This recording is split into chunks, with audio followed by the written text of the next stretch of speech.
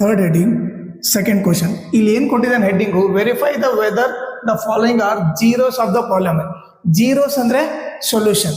Okay, solution ಅವನೇ ಕೊಟ್ಟಿದ್ದಾನೆ, ಅದು ಕರೆಕ್ಟಾ ಇಲ್ಲ ಅಂತ ನಾವು ವೆರಿಫೈ ಮಾಡ್ಬೇಕು.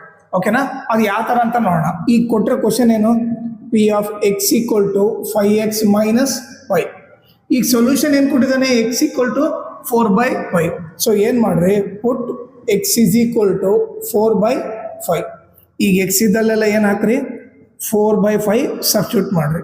5 ಇಂಟು 4/5 ಮೈನಸ್ 5. ಈಗ 5 ಕ್ಯಾನ್ಸಲ್ ಆಯ್ತು. p by 4/5 is equal to 4 minus 5. ಈಗ ನೀವು ಪೈ ವ್ಯಾಲ್ಯೂ ಸಬ್ಸ್ಟಿಟ್ಯೂಟ್ ಮಾಡಿದ್ರೆ ಆನ್ಸರ್ 0 ಬರಲ್ಲ ತಾನೆ.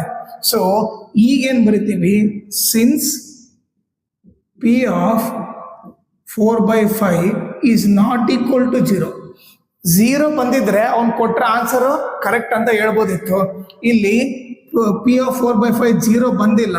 ಸೊ ಅದಕ್ಕೆ ಏನ್ ಬರಿತೀವಿ, x equal to 4/5 is not 0 of this polynomial ಅಂತ ಬರಿತೀವಿ.